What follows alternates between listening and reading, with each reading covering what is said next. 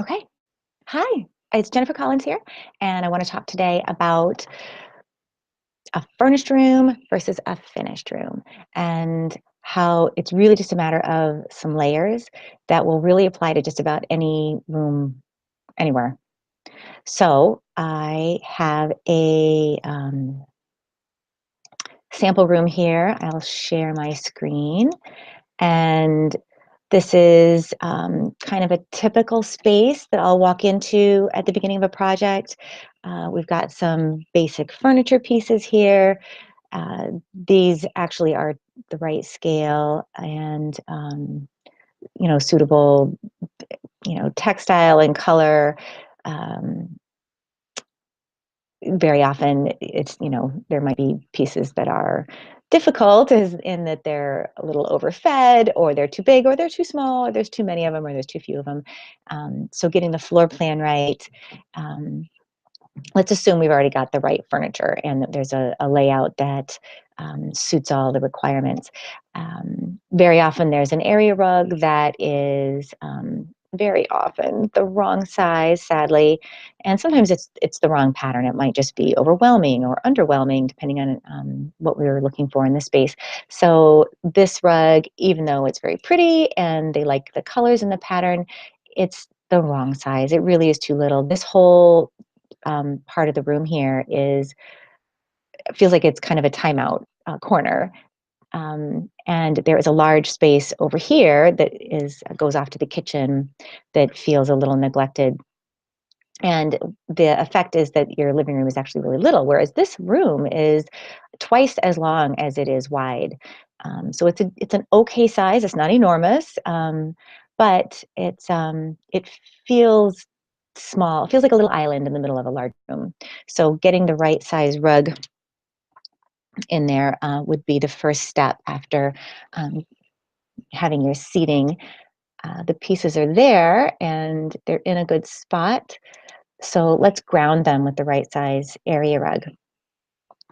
And that unites the whole room. It brings, half the space, this, fourth over here and this fourth that was over here. Now it all feels like it's part of one room. So the next glaringly obvious naked part are the windows. These, we get some okay light in, um, but it's a tall space. There's a lot of negative space above these windows that needs to be addressed to simply create balance. We have the transom light over the door, which makes the door feel like it's a nice height, but these windows feel a little bit like they're sinking down in the walls. So we thankfully don't need window treatments to do any of the heavy lifting. We didn't need privacy. We didn't need glare control. We didn't need um, light control. It's not a bedroom where people are sleeping in. It needs to be blackout lining. It's just simply aesthetics. We needed some optical illusion and we needed some visual softness. So we just did Romans above these windows. We didn't want to cover the glass with the stack at all. So it is, on the moldings and the walls. We, could have gone higher with these shades. They could have been taller, but we didn't really need to. We just wanted a little bit of softness. We didn't want to be overwhelming.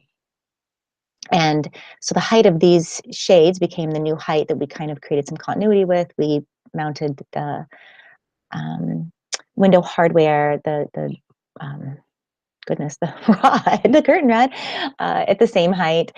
And we did dummy panels instead of more Romans on these windows to create a vertical element and to bring the eye up. That way we're helping fill some of the negative space, and this necessary evil soffit up here is now not the most interesting thing for our eye to settle on. We've drawn it to something pretty. The next thing that any room really, really, really needs, and maybe even the first thing, is lighting. So getting in some eye level lighting really helps with atmosphere. If I've said it a million times, it does not matter how well appointed a space is.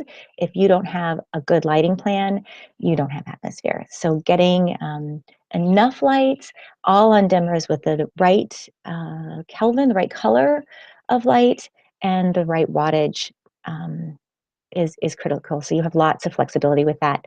Um, and then the fun layer that everybody really loves, the other soft goods, the pillows and throws and other little occasional furniture, little tables. You know, everybody should have a place to put down their cup of tea and should be able to put their feet up. So these little ottomans are serving double duty. You could have a coffee table here and throw a pillow on it to put your feet up, but I love a cocktail ottoman or a regular ottoman with a tray on it, so that these can actually be pulled out and spread around and have more seating. This living room can now seat 10 rather comfortably if you put 3 on that sofa. If they, you know, it's not too squeezy. If they like each other, they'll sit very comfortably on the sofa. And here, so we're coming along. We can see our next big piece of naked here is the wall art. And any chance you get, if you can do one large statement piece, I recommend it.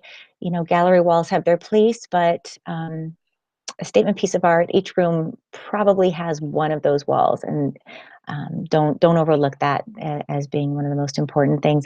And then the last thing that every room should have that very often gets forgotten is plants. Everybody needs to bring that outdoor in. We need some literal life in a space, and plants will, if you can get a one good size large plant in there, you can have an excellent opportunity for one more little light. Having a little uplight that shines up through the back of the plants makes a lovely atmosphere that draws us in the evenings. So um, don't forget that. It's transformative when it comes to how cozy a space will feel at night. So here we are, a finished space. You know, we've addressed all the requirements, enough seating, enough storage, enough flexibility, and balance, most importantly. So function first, and then aesthetics, but always balance. So there we are. There's our finished, furnished, more than just furnished, finished room.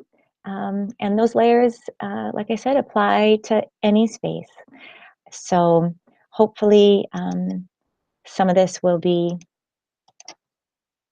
uh, something that you can, you know, try in your own home. Walk through and see what rooms are missing, those little details that last 20% is everything.